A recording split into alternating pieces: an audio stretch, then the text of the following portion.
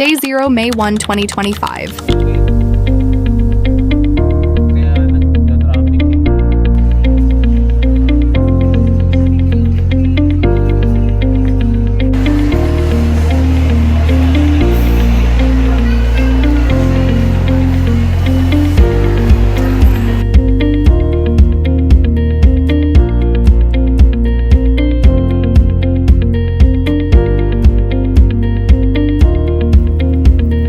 This is where our 12-hour journey to Sibuyan Island begins.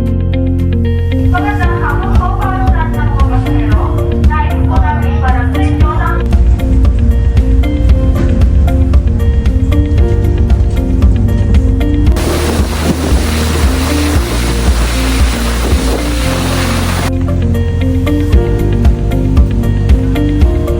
Namasyal kami saglit around the ship while chasing sunset and wondering what fate awaits us tomorrow.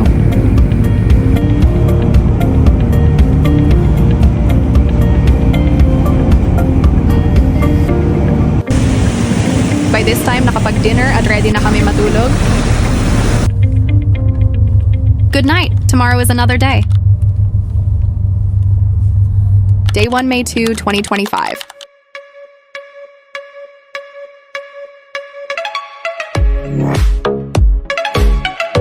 Rod relocks.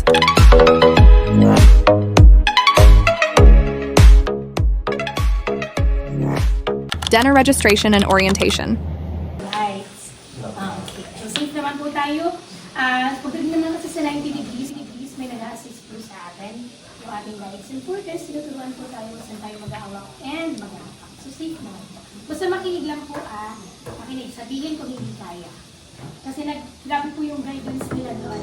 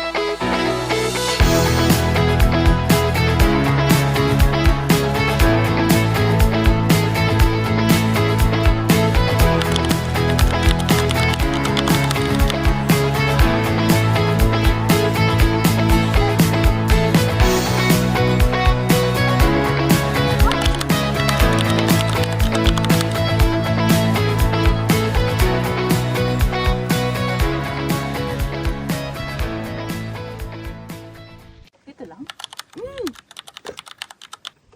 As in? Di pa makashoot. Sorry Sorry.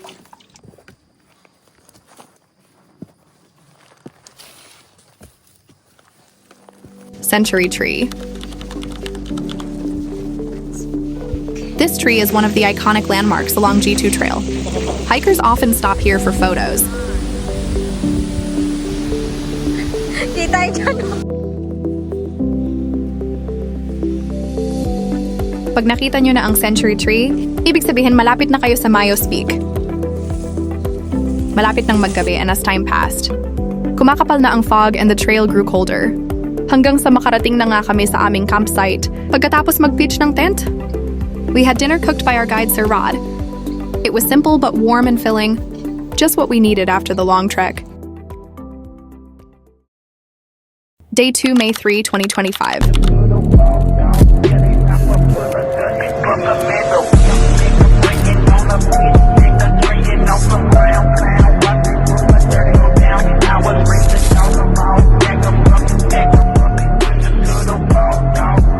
Sinimulan na nga namin paglalakad dahil sabi ng guide, it would take us around 12 hours, pakyat ng summit at pabalik ng campsite.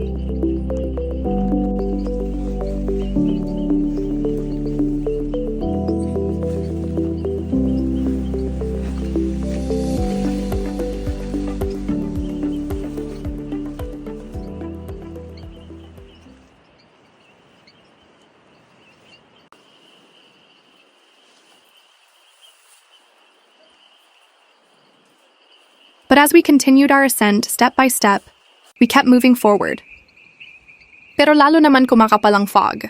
At nagsisimula na ring umulan at unti-unti na ring tumataas ang inaakyat naming mga bato, it felt like there was no trail left for us to follow.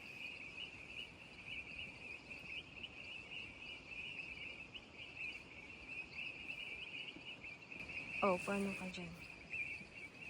Kaya mo eh.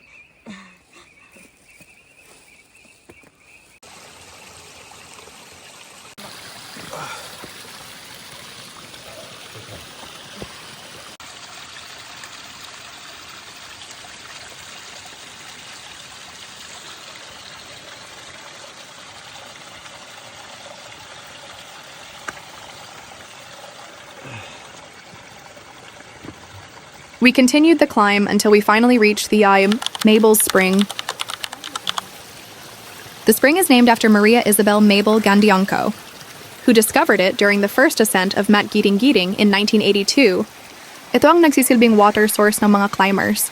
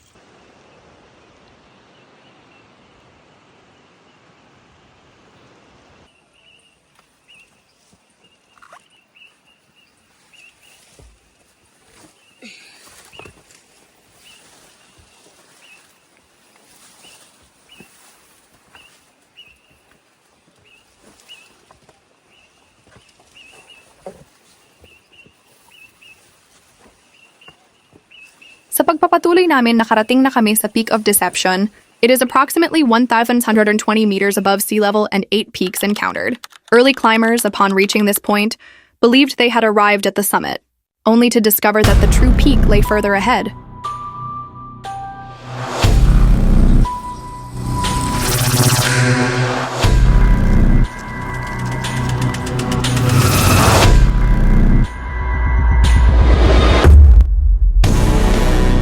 The 90-degree wall, also known as Hillary Pass, is one of the most formidable sections of the Mt. Guiting-Guiting.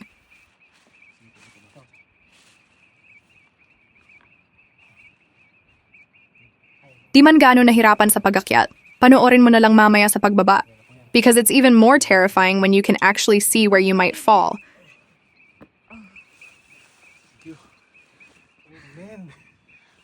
But as they say, no great dream is ever easy to chase, and that's what makes the journey worth it. At the starting of the week, at Summit Talks, you'll hear them speak. It's only Monday. The moment of truth. Yay! We were finally standing at the summit of Mt. Guiting-Guiting. After hours of climbing, slipping, scrambling, and questioning if we'd make it, there we were. Ang hirap grabe, but the view made every step worth it. Your dreams we chase in this happy place. Memories we embrace. Sunset paints your face.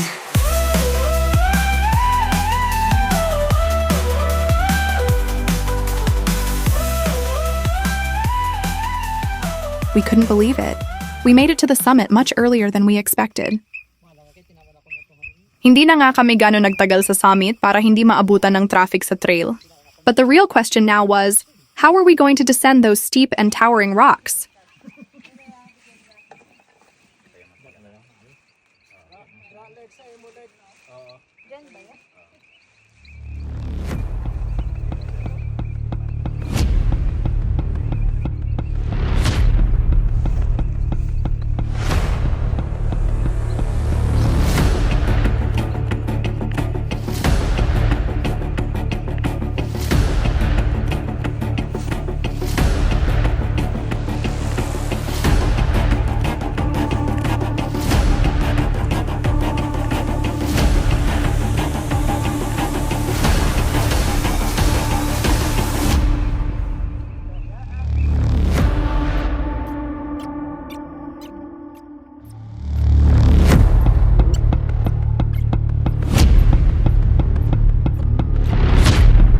In that moment, all I could think about was which rock yung hindi ako bibitawan.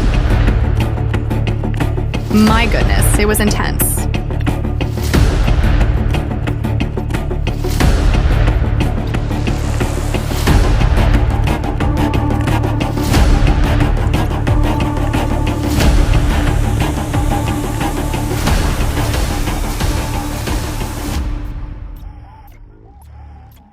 By this time, it was Asher's turn to descend the 90-degree wall. He looked extremely nervous, his face tense and serious. Dahil kailangan mo mag-ingat sa part na to. Because one wrong move, and you could become just another tale told on the trail.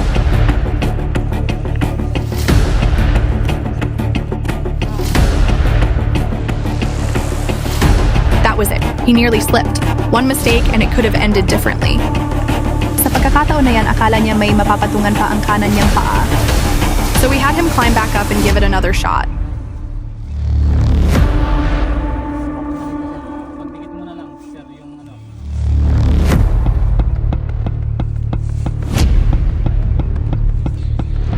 Yeah, sige. Yan.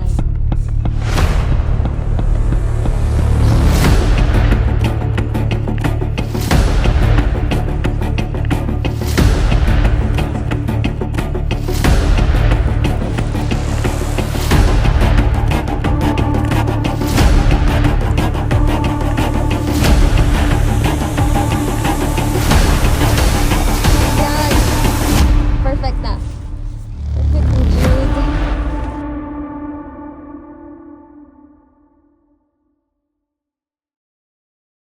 And so we continued our trek back to the campsite. I was racing against the rain and the fading light, hoping to reach camp bago magdilim. Each step felt heavier, the trail more slippery, but we kept pushing, focused only on getting back safely.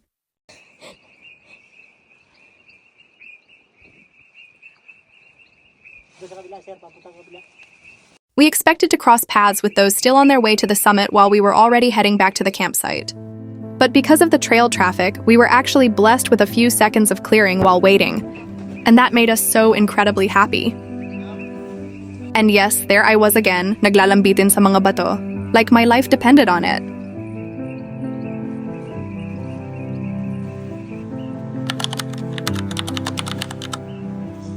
And here it is, the famous kiss the wall, one of the most talked about parts of the trail. You have to press your body against the rock face with nothing but a steep drop beside you.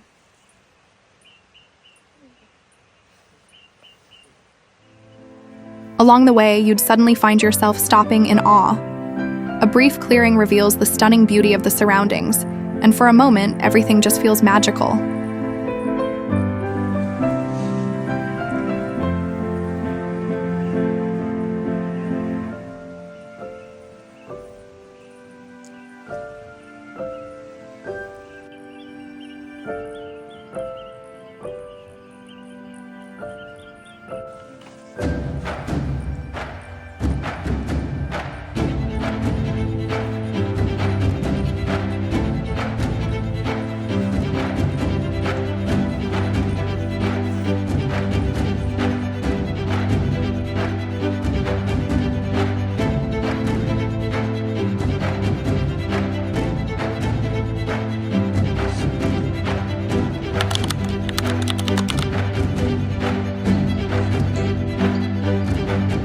Finally! After 9 hours and 31 minutes, we made it bago magdilim. By the dawn, the mountain lay quietly under a blanket of mist. We stepped out of our tents one by one, sore but steady, still carrying the weight of yesterday's climb. Rain started to fall along the trail, and we struggled to pack up our tents. We waited a while for the rain to ease, knowing we were still high above the world, and the journey wasn't over yet.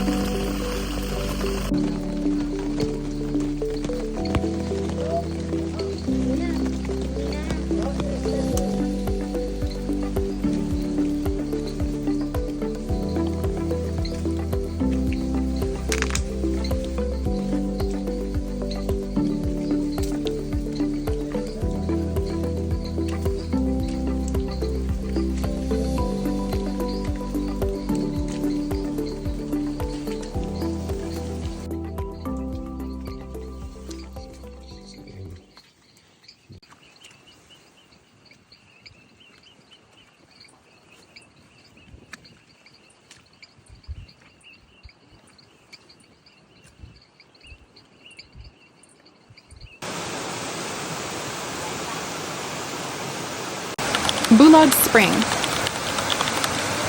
The spring provides fresh, cold mountain water, which is a huge relief for hikers after long hours of trekking through steep and technical terrain. The stream only flows this strong when it rains. Without the rain, it's just like a still well with barely any water. Day, tinapon ko katawan mo sa bato, day. Namali yung ano ko, step ko. Punto yung katawan ko sa bato.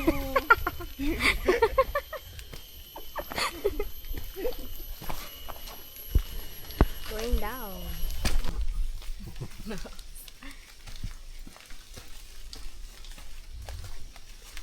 We could slowly feel that we were nearing the end of the trail, and that made the descent lighter and happier. We were laughing, sharing stories, excited to finally reach the bottom and get some well-deserved rest.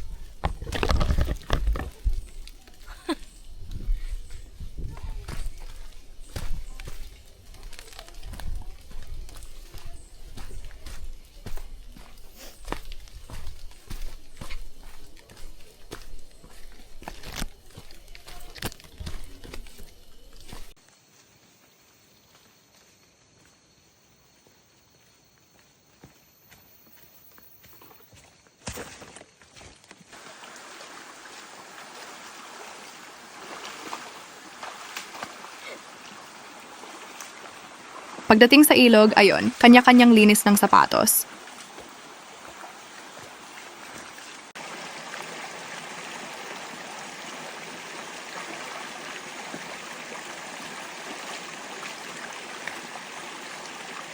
Finally! We made it down the mountain. We took a short rest and shared stories while waiting for our ride. Congrats, sir. Thank you. Hirap. Uulit ka pa sa giting-giting. Siyempre. Ganda kaya. Anong experience mo sa giting-giting? Katakot. Nakakatakot yung trail. Saka, Saka nakakaubos ng lakas. Maling hakbang mo lang.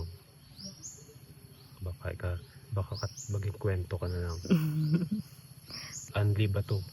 Only boulders. Only wall climbing. Only kiss the wall. Hug the wall. hugging the wall.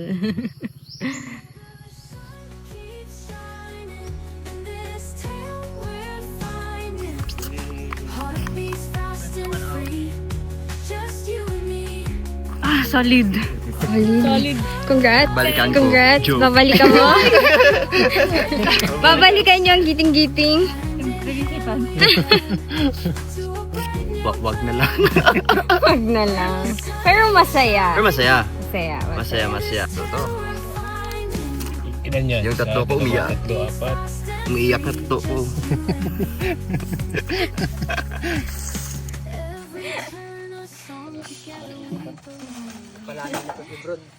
At last, a huge challenge completed. It wasn't just our bodies that were exhausted, but our minds as well. But with every step, we learned the value of perseverance and unity. Thanks to everyone who joined, and here's to the next adventure. I'm falling, so I'm taking my time on my ride.